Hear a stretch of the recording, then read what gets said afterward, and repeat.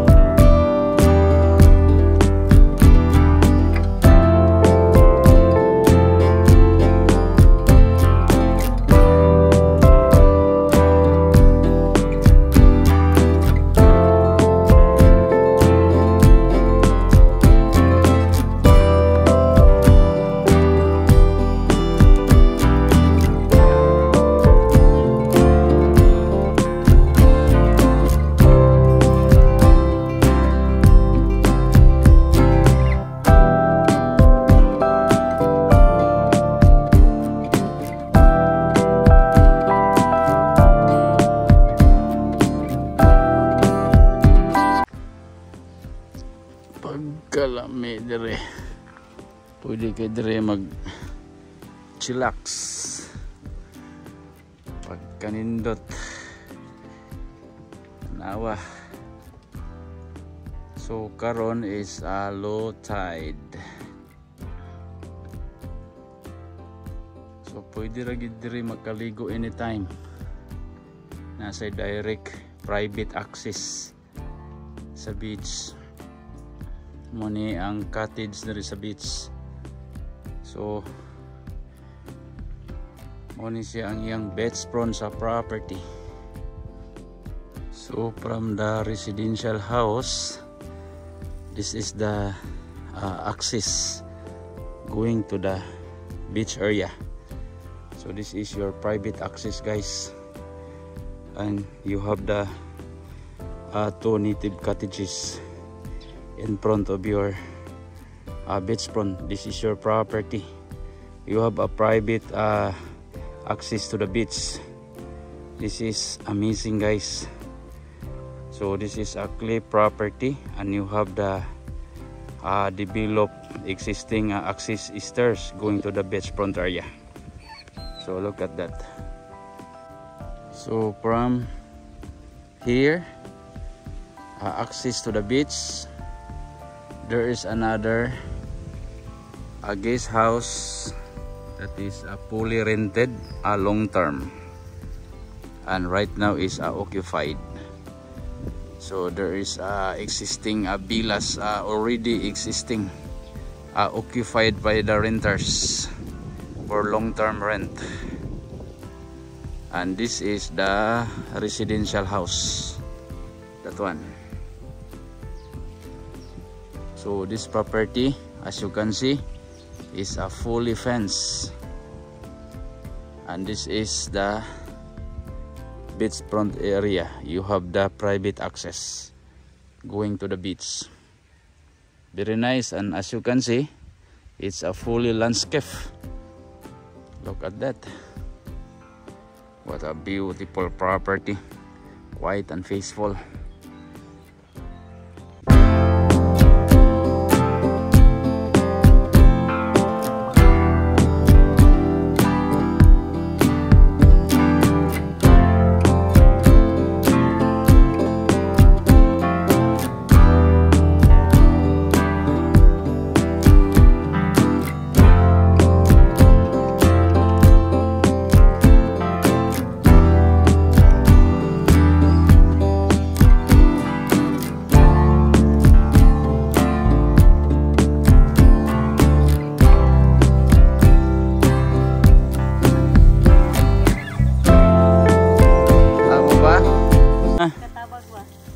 Okay. Apel ka sa vlog, ha? Muna na to ang caretaker dari abti kay maglimpyo. Oh. Tanawa ang ihang kuan, guys. Perti ka hinglo. Muna ang ihang surrounding sir nga gihingluan, perti ka dako ni. 8,000 plus square meter guni, di ba, te? Oh, so daghan na kayong mga tanom, fully landscape na. So, ano gyud? Develop area na gini siya. Oh, pati naghanang tanom. Si ate may maintenance dire. Oh, jud. Kanan tanom tiyo? Kanan sidungag pero kana mo nagsidungag laro. Pagkadaghan tanom man ite. Tanom pa imo ha, perti daghana. Oh, mahilig yung tanom ang si Ma'am Wanday. Tanom, may mga perting daghanan tanom. Perting daghanan tanom sa kalibutan. Mga mahalon kaya niya mga tanom, guys. There's a lot of plants. This plants is very expensive. So the whole property is a fully landscape. Look at that. And this one is a new building. This is also a guest house. I'll show you also inside this new building.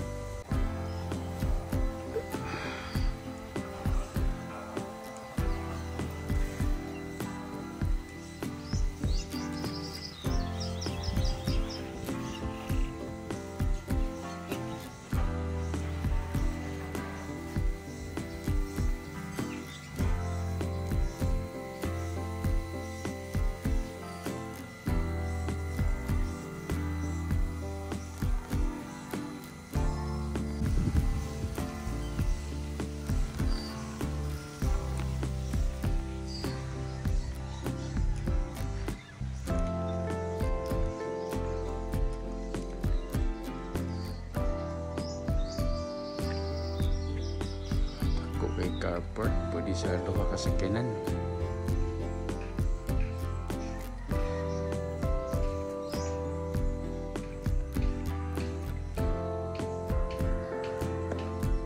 Muna siya ang driveway going to the main gate.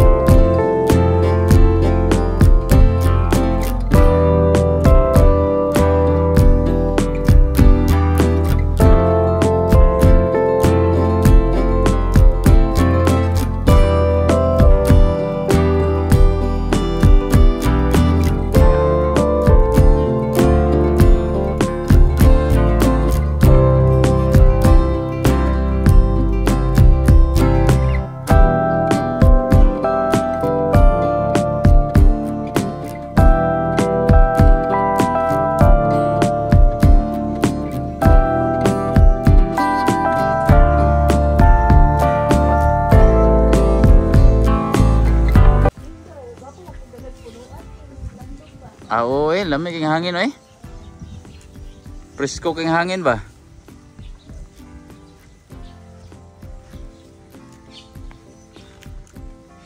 So naka-landscape lagi siya guys. Mauna ni siya ang farm area nga naay mga bilas. So mauna ni siya ang katong naay. This is the 1 2 guest room. So every this is like a 1 bedroom with kitchen, with living area, with terrace at the back. So this is the new one building. And also this is the farm side. There's a lot of dwarf mango tree. This is a sweet mango. And this is the another building. This one now is occupied. There's a long-term renter inside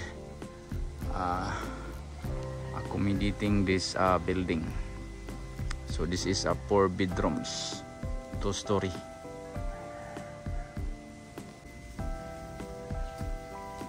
Pagkanindot dili na kita ni magkalapok maglakaw-lakaw te. Dili kita ni magkalapok maglakaw-lakaw. Pero te naka-landscape man.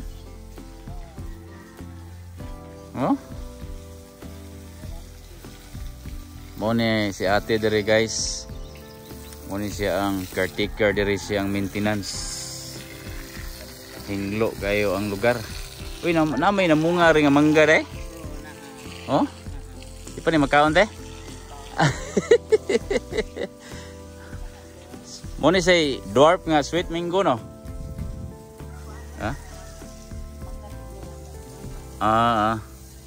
Pang commercial gini. Pagkadako ani lugaran ni Di masilbi og usare magpuyo ni. Oo kay taga kamo may taga diri di. Kamo gikuhaon na ni sa bagong owner ani? Bagong owner ba kami? Way lain kuha na te uli kamo lang. Kay kamo may nasuhito. Ato ingnon. Ato lang ampuan. Ampuan ato ni. Yes. Ni siyang year guys 2019. 2019 gibuild ni siya nga building. Kini. Mo ni siya ang nag-income generating. Fully booked ni siya permi. try tagsulod ani nga building guys. Ay usa ka room ani nga vacant. So as you can see guys, naka solar siya. So meaning tipid kini siya. So kini siya is occupied. Yan na po yung rooms dito sa taas occupied. So kiri mo ni itong sobrang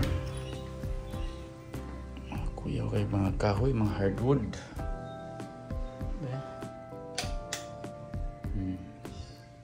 So one bed kuan siya or sa studio type. Okay, so nasa fridge, nasa table. Yeah, naka-kuha na po siya. Air condition. So 2019 ni siya guys, na building. Yeah, ito rin ay cabinet closet. Okay.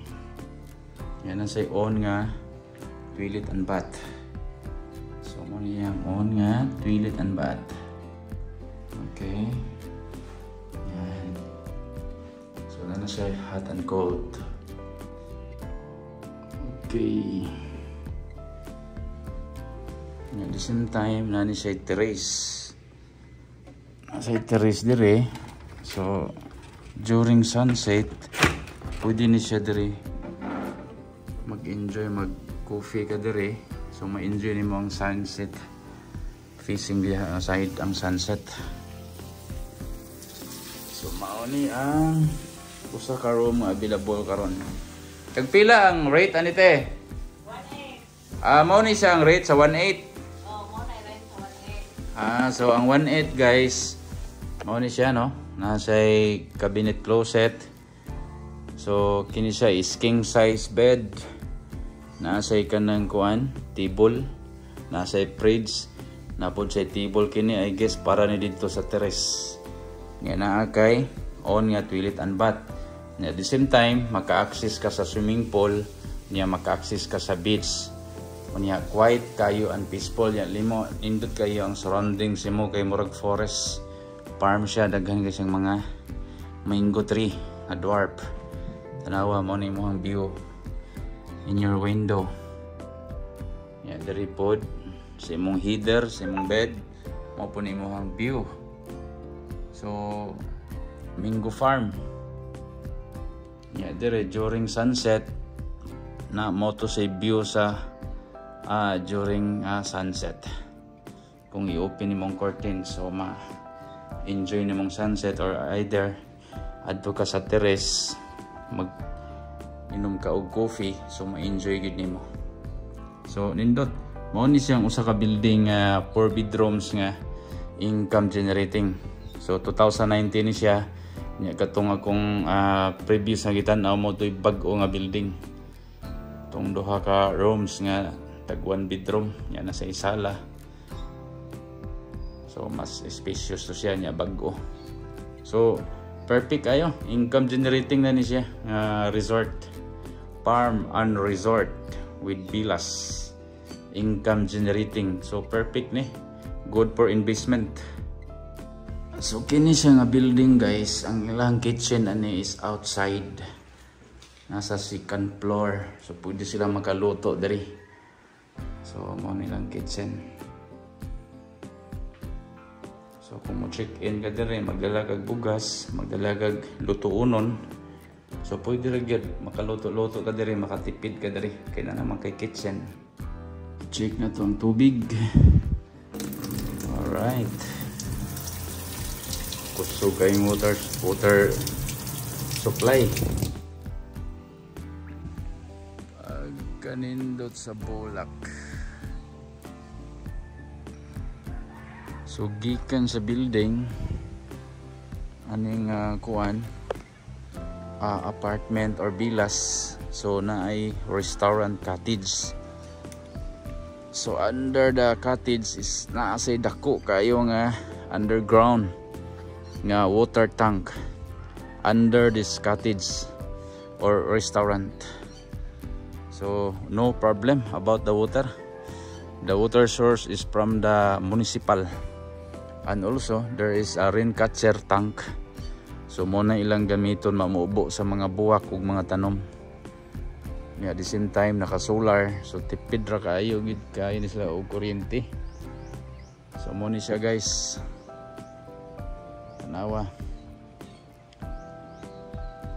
Mo na siya ang farm area, daghan kaayo siyang mga mango tree. Niya kini nga side tan-aw nimo naka bermuda naka landscape siya. So kinaokihan gyud. Nani sila mga mango tree, mga moringa olivera kanang kamunggay. Napod siya mga banana. So puro ni siya mga fruit bearing ug napoy mga coconut tree. So about the water and electric is no problem. Kusog kay ilang water source. Muna nga tambok kay ang ilang mga tanom. So naka fully landscape na gyud ang tibuok area. Look at that. Daghan kayo nga mga tanom, mga plants. Suroy ta diri dapit nga side para makita nato ni diri sa ground level ang tibuok area. So as you can see, naka fully fence. Nasa mga banana diri guys. Napod siya guava. So mo ni diri ang the other side. So as you can see, naka fully fence. So naapod sila piggery. Anytime pwede ra pug ka magbuhi diri og baboy, mga pigi. Pero karon wala sila nagbuhi og baboy. So kini design, this is designed for para sa mga piggery. Kini siya nga klase nga kahoy, mo ni siya ang hardwood or tugas. Ang panggamit nila ito gikan sa ilang mga frame sa bed, mga chairs nila puro mga hardwood. So solid kayo. Plus namunga na ang mangga. Kaso lang bag-o pa ni siya, dili pa ni siya pwede makaon. So next time siguro pagbalik na to ani, basin makakaon na tani. Okay, so diri nga side na sa mga tanom nga kanang mga banana mo ni. So kung tan-aw nimo, income generating kayo ang area. Kana siya mo na siya usang balay sa kanang caretaker. So na diha ang caretaker nagpuyo. So ang kini nga area, total area is 8,000 plus square meter. Okay.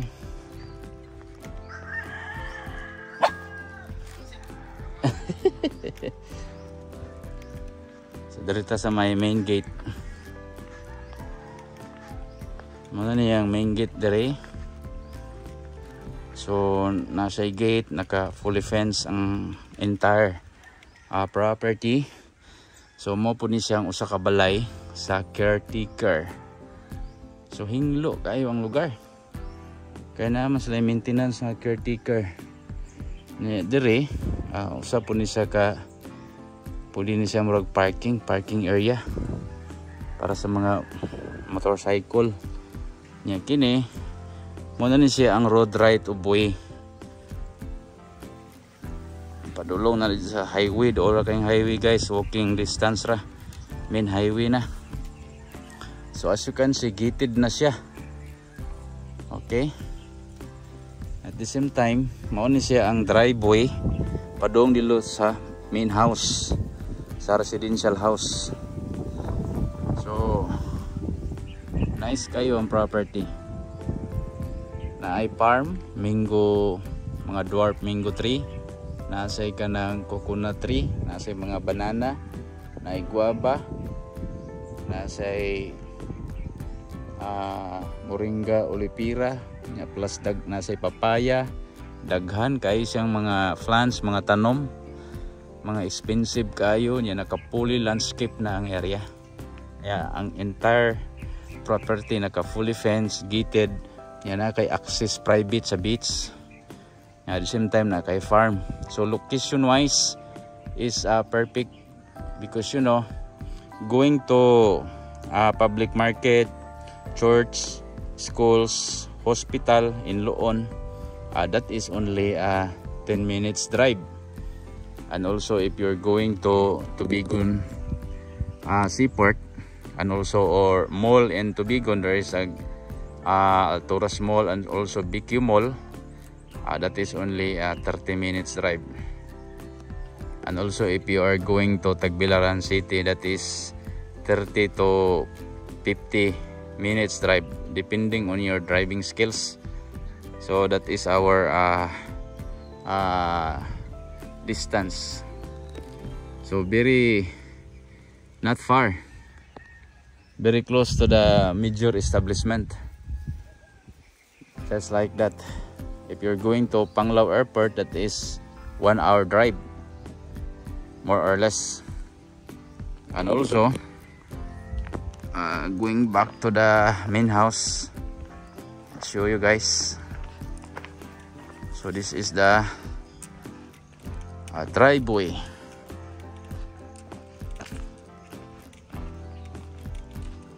So this property is big enough, and also you can expand more, you can build more like villas, apartment.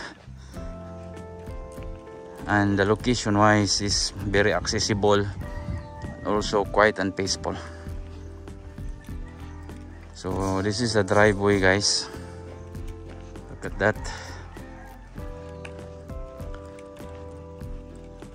Wow. The good thing of this property is you have a direct access to the beach. Anytime you can enjoy swimming, fishing, catching sea urchin or crab. So anytime. Okay, so that is the main house, guys. Whew. Big property. This is almost 1 hectare, 8,000 plus square meter.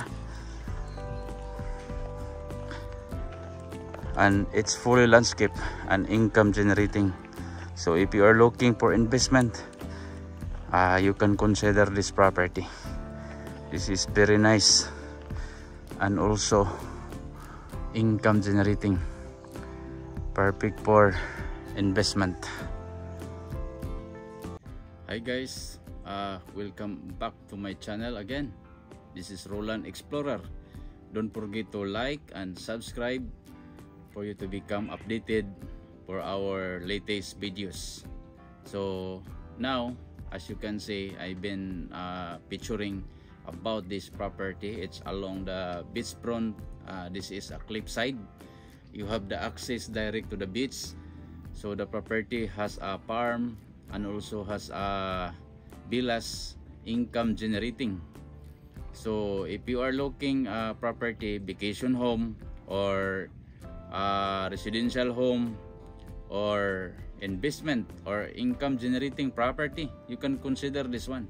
This is only situated here at the Loon, Bohol. So in Loon, Bohol is in between of Tagbilaran and also Tubigon. So if you are going to Tagbilaran City, that is only 30 to 40 minutes drive. So not far. And also if you're going to Tubigon Seaport, there's also a mall in Tubigon like BQ Mall, Alturas, or fast food like McDo. That's only a 30 to 40 minutes drive, just like that. And if you are looking a big mall in Tagbilaran City, so again, that is only a 30 to 40 minutes drive. And also if you're going to airport in Panglao and also other beaches, white sand beaches in Panglao, that's only 1 hour or less than hour. Just like that, not far. So this is very accessible. And also, as you can see in the property, has already existing villas, income generating, and also you have farm, and the property is fully landscape. So again, this is nice property. you can consider this one. It's a quiet and peaceful and also accessible, and also the price is very reasonable. So again, if you are interested, you can message me directly via my WhatsApp and also my email. And if you want to know more about this property, you can find below of this video at the description section about the full details and also about the price.